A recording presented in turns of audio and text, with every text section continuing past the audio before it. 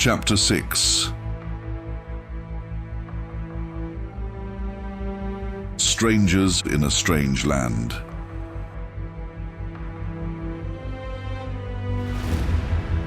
Oh, Garrel, my dear beloved. Those clear days, I remember, when we were just two strangers playing at getting closer, between songs and whispers. Galmdor of Tiris. The Chants of Orhispid. The sunlight caressed the inside of the cage with its warm embrace. It was dawn, and the land was flooded with the light from the two suns rising on the horizon. Claudia felt their warm touch activate every cell in her body, bringing her painfully back to life. Gradually, the aches in her body overcame her sleep, and her eyelids opened, only to close again at the sudden flood of light that blinded her. When her pupils finally adjusted to the brightness, the young woman could see a very different landscape to the one she had left behind. Sadly, it had not been a dream. Claudia had hoped that she would wake up in her soft bed and that everything she had experienced that day had only been the feverish product of a restless dream or misjudged drunkenness. But it was not the case. They were still there, in that cage, and in that strange world. And the bruises all over their bodies were irrefutable proof of that unwelcome fact. We were no longer on the move. The wagon was now in a green and verdant landscape. We were in a forest of sturdy trees and lush greenery. The rays of the two suns broke through the canopy of branches and twigs, flooding the beautiful place with their warm, radiant light. The place seemed to have a special beauty, perhaps because of the contrast with the barren, desert-like surroundings of the wastelands. This place was full of life. The warmth of the morning seemed to rouse the creatures that inhabited it into a frenzy of activity. Birdsong resonated from the surrounding forest. The scent of fragrant flowers mingled with that of wood and resin to create a delicious and almost intoxicating mix of aromas. A morning breeze gently rustled the green leaves of the trees. Claudia sat up and admired the beauty of the place. She was far from rested. Her muscles ached as if she had spent half her life lying in that uncomfortable position on the floor of the wagon. She felt as if she had slept for several days and nights, albeit in a restless and agitated doze. Among the delicious aromas wafting through the air, one in particular caught her attention: the unmistakable smell of roasting meat. Her stomach began to growl as soon as she recognized the smell. She climbed out of the wagon. She looked around, her eyes squinting in the sunlight, and soon spotted the remains of two campfires. At one of them stood the burly frame of Hansi, with his back to her. A long wooden skewer lay on the embers, with several large pieces of meat hanging from it. Yum, yum, yummy. Hansi turned to her quickly, but knew that the soft voice he had heard could only come from one person. Claudia smiled and soon yawned again.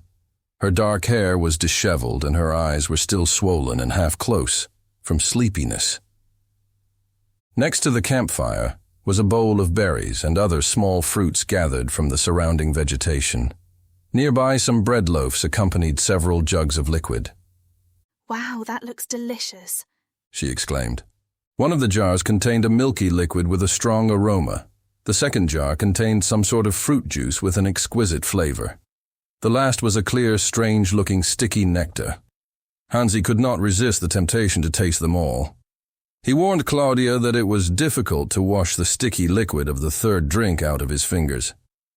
I won't ask you if you're well rested, Hansi said. Your appearance speaks for itself. He gestured for her to share a place beside him. She knelt by the smoldering remains of the fire, flirtatiously hitching up her long skirt a little to reveal her legs, as she often did. If it was anyone else, I would have asked if you prepared this lovely breakfast, but I know you can't cook. Hansi laughed at her comment. Have you been up long? Long enough, Hansi said. I had a quick look around and I think we're alone again. Are they gone? She asked with a look of unease on her face. Claudia accepted the large piece of roasted meat he offered her. She was hungry, so she didn't hesitate to take a good bite of it. Her eyes widened, as if she savored the exquisite taste of the food in her mouth. The meat had been expertly flavored with a curious mixture of aromatic herbs, spices, and perhaps even wine. Claudia did not have a fine enough sense of smell to identify the ingredients used. Hansi also confirmed he didn't know what had been used to season the food, and he even admitted that he had almost taken a drink from the earthenware bowl in which the herbs and spices had been prepared. It's really good, she exclaimed, her mouth full with food. What is it? Hansi shrugged. I have no idea, but it's a big animal, perhaps a deer. There's a second fire, he said, pointing with his outstretched arm to the right. The girl's head turned, but she couldn't see it. It's all cut up. The insides, the bones, and the head are over there. I wouldn't go near it. It's not a pretty sight. Claudia scrunched up her face on hearing that as Hansi continued speaking. They covered the embers with damp wood and green branches. They give off an intense smell. I'd say the rest of the meat is there. I guess they're smoking it or drying it, or something. As she ate the meat, Claudia looked around at the rest of the camp. The cheery chirping of birds and the intense scent of flowers still filled her senses. She found herself smiling, being unaccustomed to such delights. A dozen horses stood motionless near the wagon, their bridles tied to various tree trunks, and their saddles and packs still in place. Claudia's eyes searched in all directions for the two young men, but was unable to see them. Where do you think they are? She asked doubtfully. Don't worry. Hansi hastened to reassure her. I think they'll be back. Their belongings are still lying around. That seemed to comfort the young woman for the moment. Not long after, Alex appeared, even more disheveled than Claudia. Oh my God, Alex, look at your nose, said Hansi, on looking at the huge bruise on Alex's face. Ouch, dude, don't remind me, he responded. It hurts just to think about it. Whew. Claudia screwed up her face at the sight of him. Does it hurt a lot? It's like there's a gang of little people hammering away at it constantly. Alex's comical gesture was enough to make his friend smile. Well, what about all this? Looks like the catering boys have been generous this time. That's right, my friend. We can forget about your sour cream sandwiches, Claudia said, as she made room for him beside her. Make the most of it while you can. The lady's in a good mood, the young guitarist said, smiling. We're still stuck here, but at least they made us lunch, that's something, said Claudia. The three friends looked mournfully at each other for a moment. Then they decided to try the fruit, the drink, and the bread crust. The white milky drink was delicious, although it was clear that it was not actual milk, or at least not cow's milk. The nectar was perhaps a little sweet. The bread, well, the bread tasted funny. We found out later that it was inedible. It was supposed to be crushed and sprinkled on the embers of the fire to reignite it. That's the price of ignorance. For Claudia, the best part was the berries. Where are our enigmatic rescuers? Alex asked, when he could not see them. They can't be far away, Hansi said as he cut another piece of meat for Alex. Their harnesses are still there. Good morning, I greeted them. From the look they gave me, I guessed that I didn't look much better than they did. Claudia smiled sweetly as she insisted I try the fruit, like a small child, eagerly tugging at a parent to follow her. I had just woken up and was barely conscious of where I was, when I found myself with a bowl of fruit, a cup of strange-looking milk, and a piece of meat thrust into my hands. I sat down on the ground with them and began to eat. For the first few moments, we talked of trivialities and made a few jokes at Dickie's expense. It seemed that the warmth of the sun and the beauty of the forest had made us forget the harrowing events of our first day, even if for a little while. We tried hard to act naturally, as if the normal conversation we were having would erase all our worries and fears. But you didn't have to be a keen observer to see that the underlying fears and anxieties still plagued us all. We were still trapped in this unknown world, full of danger and horror. We were strangers in a strange land. There seemed no escape, no way out. and that was really the problem. This was no dream or hallucination as everyone hoped it would be. We did not talk about the strange and terrible events leading to our escape, nor about the inexplicable situation we found ourselves in. Claudia was the first to finish her meal. While the rest of us were still eating our hearty breakfasts, she stood up and began to walk around the camp to explore our surroundings. Where is she going? Alex frowned when he noticed that she was going too far into the forest. Hansi looked at his friend, who was still staring blankly at the spot where Claudia had disappeared into the trees. He shook his head as if to downplay its significance. Alex stared at his burly friend, then turned his eyes back to the forest, searching for any trace of the young woman. He glanced at me, before turning his eyes to Hansi. Am I the only one who thinks it's not a good idea for her to be out there alone? He waited a few moments for a response. On receiving only silence, he added, It's not only for her. None of us should be wandering off alone. Getting separated from the rest of the group doesn't seem very sensible to me. We don't know what the hell is out there. This isn't summer camp, guys. We've seen what kind of beasts are out there. We sat muted in a tense silence for a moment. Someone should at least keep an eye on her.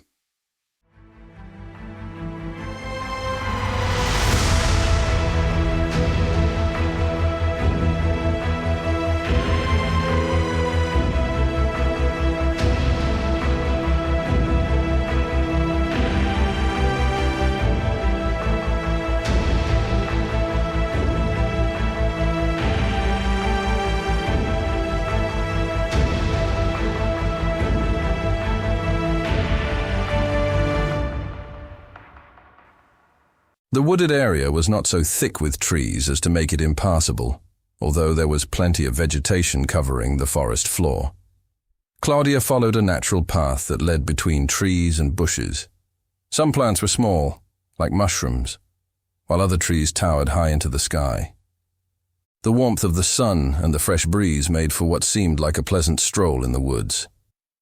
The radiant greenery of the forest was complemented by a myriad of other colors, as if nature was trying to seduce Claudia with a beautiful courtship dance.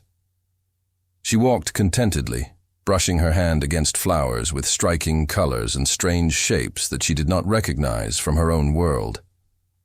From time to time, her footsteps startled a bird, which immediately left its hiding place and took to flight, revealing its colorful plumage. Perhaps it was foolish to venture out alone. As Alex had warned, there was no guarantee that the forest was safe.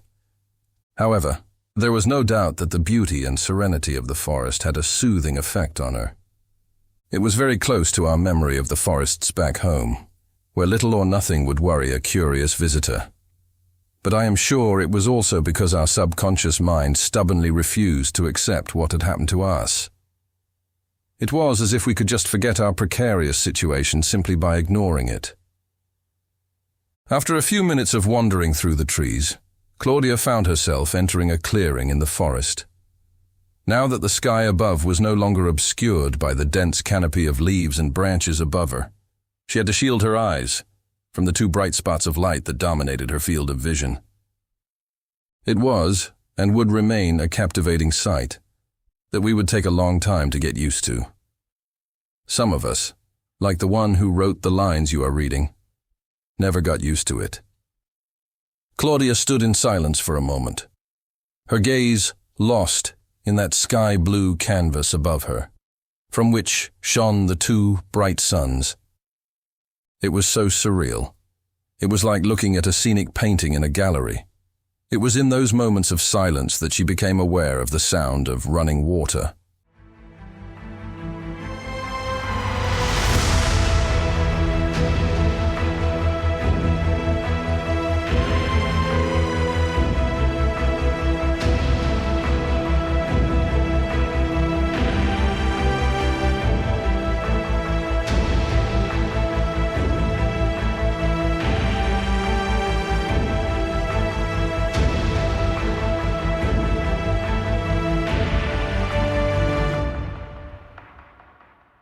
I was still eating when Hansi approached me and asked about Dickie, with an obvious tone of disdain in his voice.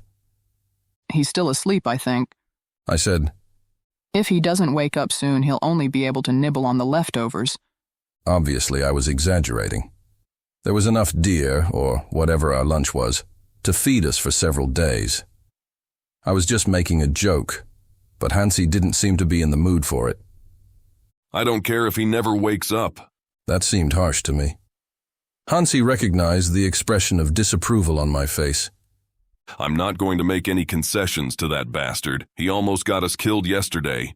Maybe I should have a man-to-man talk with him. If he's going to stay with us, he needs to understand his limits. The makeshift camp was a goldmine of fascinating and surprising objects. There were cooking utensils, all hand-carved from wood, and tailor-made leather saddlebags. We took interest in a number of handmade items, which could have come out of a medieval history book. But it was the mounts and weapons that really caught our attention. Seen up close, the horse is a noble-looking animal. It exudes power and is full of spirit even when at rest. For those who are not familiar with the animal, its large, towering frame is much more imposing than expected.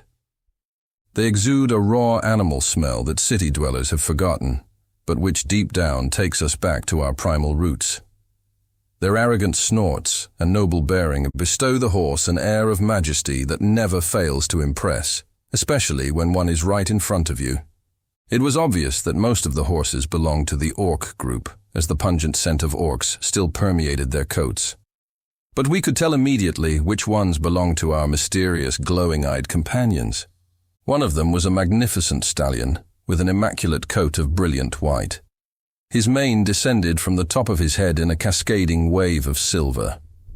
His peculiar-looking saddle partly covered the animal's muscular hindquarters with various pouches, compartments, and sword sheaths, all empty of weapons. The other steed, which had a similar color to that of Alex's hair, had a cream-colored mane almost as striking as that of the white stallion. A diamond of the same color crowned the magnificent mare's forehead. In her saddle were several leather pouches and a solid round steel shield. Alex stood beside me to inspect the shield hanging from the cream-colored mount. Then we heard Hansi calling to us. We heard his low voice before we saw his face emerge from among the horses. Soon he was close enough to show us what he was holding. These are some of the weapons of the beast that attacked us, he said, holding up the sharp blade of a two-handed scimitar and the large, blunt-edged battle-axe. They were impressive. Alex tried to lift one of them. It weighs a lot. Alex's eyes went wide as he struggled to lift the sword.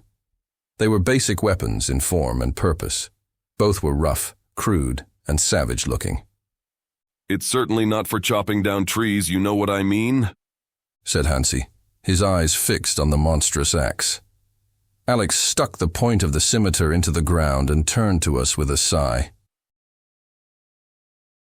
Look at this. Alex crouched down beside the thick roots of a tree. A magnificent composite bow, spanning almost 5 feet in length, was resting against the tree trunk. It truly was a unique piece of art decorated with beautiful, ornate carvings, as rich as they were detailed. He had never seen anything like it. It's incredible, he whispered to himself, staring at the extravagant beauty of the weapon. Hansi bent down and drew one of the many arrows from the quiver. The bow had a strange, mystical aura about it that perturbed the young men a little. It seemed to exert an inexplicable force that discouraged them from touching the elegantly curved wood and the carved decorations that embellished it. Their eyes went wide with wonder as they examined the arrow in the sunlight. Look at that, exclaimed Alex. What an arrow. The metal point that topped the shaft did not have the shape of a conventional arrow. It was much longer and thinner than a regular arrowhead, with fine grooves running down the sharp point, accentuating its aerodynamic nature. There were intricate markings and symbols engraved into the hard, shiny metal point. Perhaps they were words written in the hieroglyphs of one of the languages spoken in this strange world, or perhaps they were simply decorative symbols that had a hidden meaning, or perhaps no meaning at all. However, one thing was clear. The sublime workmanship invested in the fine object they were holding was clearly designed to make it as deadly as it was elegant. Hansi looked to Alex, who frowned with concern. This thing is designed to kill, Hansi, he said. The Norwegian turned his eyes away from the arrow tip to look at his friend. And something tells me it's not just deer that are hunting, my friend. I wonder what kind of men they are. I mean, they were prisoners too. I wonder, what are they capable of? Alex continued. They slaughtered those beasts without the slightest remorse, and there were quite a few of them. I do not mourn them, Alex, Hansi said. I have no doubt that we would have suffered the same fate, or worse, in the hands of these creatures if we hadn't been rescued. Better them than us. But you are quite right. These two look like they're used to killing, and that worries me greatly. Hansi paused for a moment to reflect, before continuing. What worries me even more is what kind of world we have ended up in, where life is so cheap and death comes so easily. Suddenly a disturbing thought entered the mind of the burly drummer, causing him to cease talking. Alex immediately assumed that Hansi was thinking of Claudia. Maybe the Norwegian had understood the warning Alex had given a few moments before. Maybe now was a good time to go after her. Don't worry, Hansi. I'll go after Dia right away. This is something we should all discuss together and not delay any longer. What do we do with Dickie? Do we wake him up? I asked, hesitantly. Alex and Hansi looked at each other. It was clear that they preferred to leave him out of the discussion, but they resigned themselves to the fact that he should be there. I'm not sure if he deserves a say, but at least he should be present. We let Alex wander away from the camp in search of Claudia. We made our way to the wagon where Dickie was still sleeping.